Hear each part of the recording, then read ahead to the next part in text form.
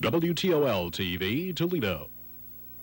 Straight from the newsroom, this is Toledo 11 News. I love the sound of that. Thanks for joining us tonight. Another edition of the WTOL 11 Vault on Plus. This is the show we take a journey back in time through the beta and 3/4-inch tapes, even into the time of film. We dive into our archives to uncover some of the most memorable reporting from years past. Today we're taking you out and about for a look at life around town and toward the future. Over the years, highway legends came off the Rouge line, like the Model A, the Club Coupe, even the Thunderbird. Rouge is considered the mother of auto manufacturing.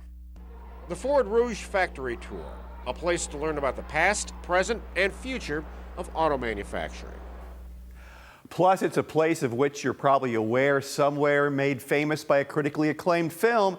This spot isn't just somewhere well known, it might be home to the unknown. Mansfield became a Hollywood set. This is where The Shawshank Redemption, starring Tim Robbins and Morgan Freeman, was filmed. You'll recognize many scenes, like the Shawshank Warden's office, the Shawshank Cafeteria, and more. This staircase was used in the background, especially the scene where Andy's library books are delivered. When Hollywood doesn't come calling, the ghosts of the Mansfield Reformatory do. Every month, ghost hunters roam hallways and cell blocks, tracking the supernatural from dusk till dawn. And as we gear up for Super Bowl 59, we take a trip east to the home of one of the teams that's never earned itself a trip to that big game. In fact, we're talking the 1999 NFL season. The Browns came back to Cleveland. A highlight for most, the Browns' locker room. This normally off-limits area is only used on game day. All the practice, all the training is done at the team camp in Berea. Visitors can't play on the field, but you're allowed to walk the sidelines. The Cleveland Browns Stadium Tour, a must-see for those who proudly wear the brown and orange. Whether you've been a long-time WTOL 11 viewer or you're new to our family here, you probably know our region has a ton to offer. There's a Great Lake, a world-renowned amusement park, a museum that outclasses many others around the globe, a critically acclaimed zoo, and so much more. So, in 1996, reporter Dick Berry made it a mission to show off some attractions close to home, places you could see and be home in the same day. It's a series called Day Trippin'. On May 4th, 2004, one of those trips was out of this world. The NASA Glenn Visitor Center in Cleveland has all the right stuff for anyone interested in space travel and our universe. You can get an up-close look at a moon rock, the little Mars Pathfinder that's been sending back dramatic photos from the red planet. Well, its twin brother is here. Kids can strap into a flight simulator for a trip into space. This Apollo command module has been to space and back. It delivered 3 astronauts to the Skylab space station in the early 70s. The only way that you can get this to Skylab was on top of a Saturn rocket. And each time we use a different capsule. We can only use a capsule once on each effort. The 6 galleries at the Visitor Center take us from the early days of the space race to current exploration. There's plenty of kids' activities too. During our visit, a group of grade schoolers took part in a space-age scavenger hunt, learning plenty of lessons along the way. John Glenn orbited the Earth, was the first one to orbit the Earth.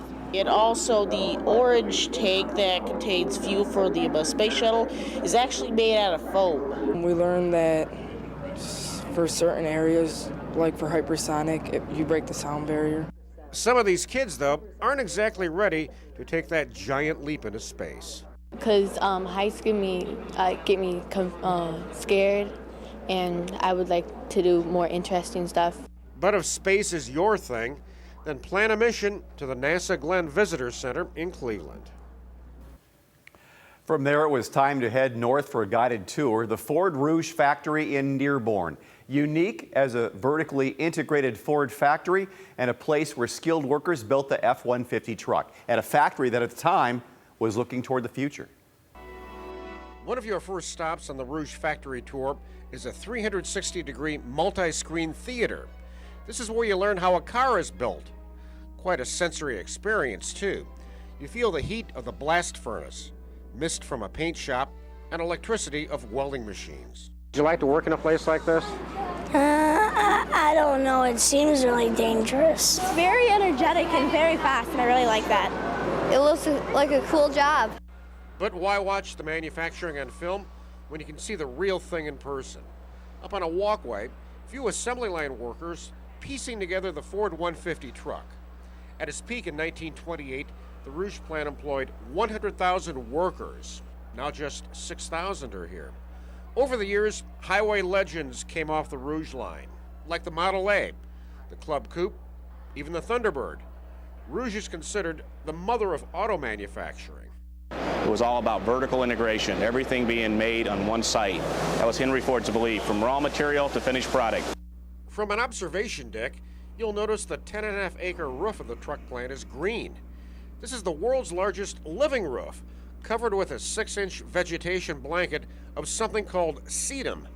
It insulates the plant, keeps it cool in the summer, warm in the winter. It does absorb the ultraviolet rays, and it also absorbs carbon dioxide and produces oxygen, so it's better for the environment.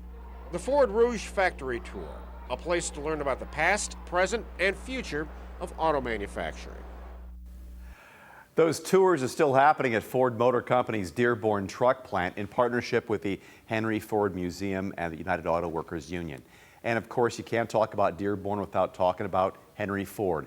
Day Trippin made the drive to celebrate Greenfield Village's 75th anniversary for a two-part series. Dick Berry got a chance to check out the $60 million renovations and to learn more about a trade that we don't really hear much about nowadays. We've been there before, but you know, it's worth going back because there's been some big-time changes since our last Day Trippin visit. Talking about Greenfield Village in Dearborn, Michigan, just a short drive from Toledo. Greenfield Village is celebrating its 75th anniversary and has undergone a $60 million renovation. You can travel down new turn-of-the-century streets, take a drive in vintage Ford vehicles, visit a grist mill next to a scenic pond, even cross a bridge into 19th century rural America. The train's still here too to loop you around all the attractions. Greenfield Village is now laid out in 7 new historic districts covering 3 centuries of American traditions. The buildings are arranged now in what we're calling historic districts. Each historic district has a name, and you know when you're in the district and when you leave the district and join another district. And each is sort of thematically grouped with the type of buildings that are in each area. One new building here is called Liberty Craftworks. Inside, you can buy the pottery of Sarah Gulsenleder. If Sarah lived in the village 100 years ago, her pottery would be traded for other goods, not sold as artwork. You would have had to dig your own clay. Now we have mining companies that dig it for us. And I wouldn't be throwing on this electric wheel, I'd be kicking a kick wheel. The tinsmith is here too, making lanterns for candle lights and assorted kitchen utensils. Then go next door and check out the glassblower shop. And again, everything's for sale at Liberty Craftworks. Greenfield Village, the place to go to rediscover our country's past. Whether it's the song Wabash Cannonball or the legend of Casey Jones, folks have always had a love affair with trains. At the Greenfield Village in Dearborn, Michigan, you're going to find an authentic roundhouse. The Detroit, Toledo, and Milwaukee Roundhouse is a recreation of a 6-stall historic steam locomotive repair shop. A roundhouse just like this was built by the Michigan-Ohio Railroad and once stood in Marshall, Michigan. Company headquarters were in Toledo. For every day the locomotive was on the track, the steam locomotive was on the track, it had to spend a day in the shop. If you can imagine spending one day driving your car and then spending one day in the shop, it's extraordinary. The exhibit gives you an extraordinary first-hand look at the backbreaking work performed at roundhouses in the early 20th century. You've got an air brake system here. There's 2 separate systems on this locomotive, plus each and every car had an air braking system. You get a bird's eye view of the engines from a mezzanine overlooking the roundhouse. From there, descend into a pit for an underbelly view of the iron horses mechanics from a gone-by era toil and sweat to repair. You're standing under 101 tons of steel. A hand-powered turntable slowly moved the engines in and out of their stalls. Andy Anderson says in the mid-20s, there were 10,000 of these scattered across the country. To put the locomotives in to be serviced, lubricated, whatever. then they could turn them on all the different tracks out to get on the main line. Roundhouses became obsolete after World War II when the railroad industry turned to diesel and electric engines. Here at Greenfield Village, you'll leave with a newfound respect for the folks who kept these massive locomotives on track, day in and day out. Day tripping in Dearborn, Michigan, I'm Dick Berry, News 11. Well, now it's on to Mansfield, Ohio, to a place made famous by a movie you may have seen, Shawshank Redemption. Also appeared in 1997's Air Force One, had a part in a music video for a song by the recording artist Lil Wayne. Join us as we take a trip to the Mansfield Reformatory, also known as the Ohio State Reformatory.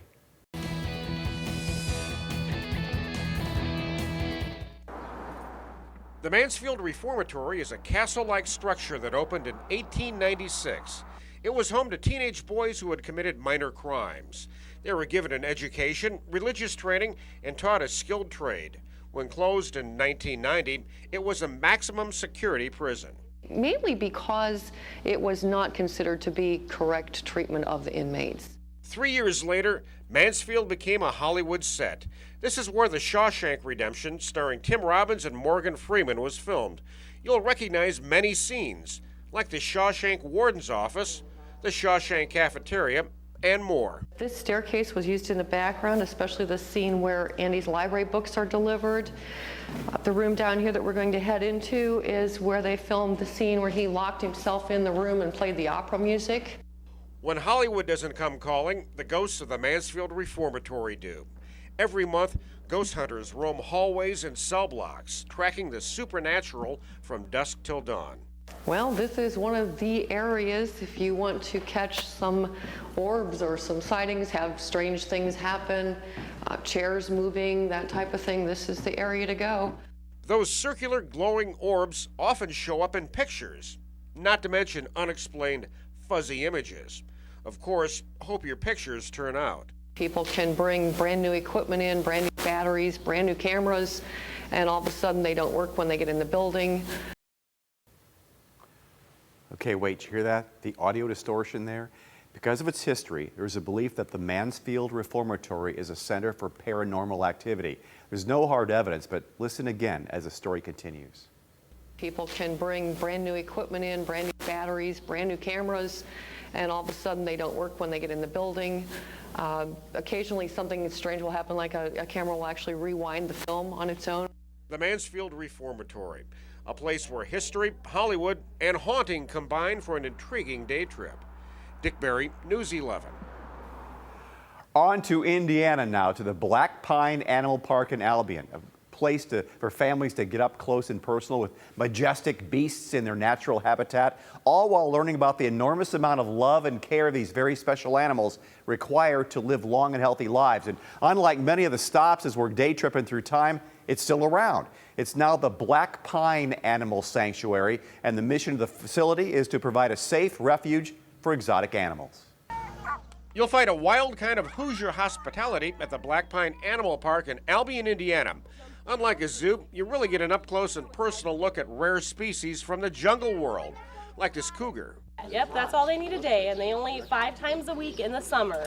There's 90 animals here, including lions, tigers, baboons, and chimps. But there's something at Black Pine kids absolutely love. You get to feed the animals, and at the others you usually don't get to feed them because they'll bite you. He bit my fingers, but it doesn't hurt. Okay, so there's an occasional nip. But when the feed bag comes out, so do the animals, even an ostrich and a camel named Otto. And if you get to come and pet a camel every now and then, you probably don't feel as big of a need to own one. Now, many of the animals here at the Black Pine Animal Park are retired circus performers, like Mr. Bear here. He used to perform with the Ringling Brothers Barnum & Bailey Circus until developing arthritis.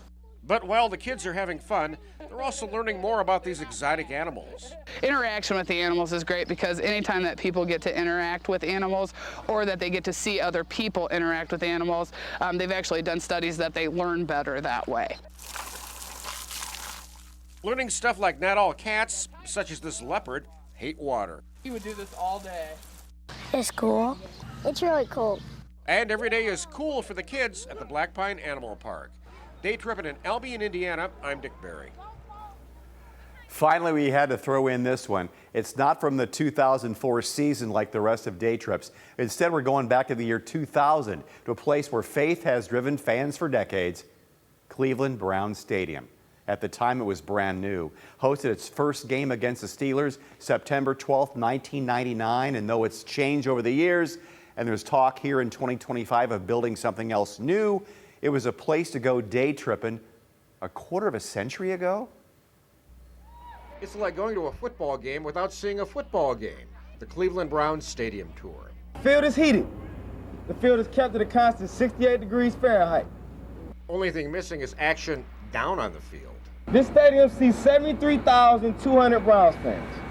73,200. It's a little smaller than the old stadium, but as you can see, it's a lot better. 10,000 of those seats are in the dog pound. 1, 2, 3. Tour groups meet at Gridiron Square on the south side of the stadium. Before or after your tour, you can load up on Browns memorabilia at the souvenir shop or grab a bite to eat at the Gridiron Grill. Plan on doing lots of walking. Your behind-the-scenes look at the stadium includes visits to luxury suites, the press box, and the highlight for most, the Browns locker room. This normally off-limits area is only used on game day. All the practice, all the training is done at the team camp in Berea. Our equipment people bring in the equipment for the ball players, their helmets, their uniforms, shoulder pads, shoes, everything is brought here for the ball players. On Sunday of the ball game, all they do is come here, walk through the door, and prepare to play football. Visitors can't play on the field, but you're allowed to walk the sidelines. The Cleveland Browns Stadium Tour, a must-see for those who proudly wear the brown and orange. Of course, as of January 2025, when the Eagles and Chiefs are going to the Super Bowl, the Browns remain one of 4 teams who have never been there. That wraps up this edition of the WTOL 11 Vault on Plus. We hope you enjoyed our journey back in time featuring Day Trippin'. Thanks for joining us as we open the vault to revisit these memorable moments. Until next time, keep exploring. We'll see you back here for another trip down memory lane.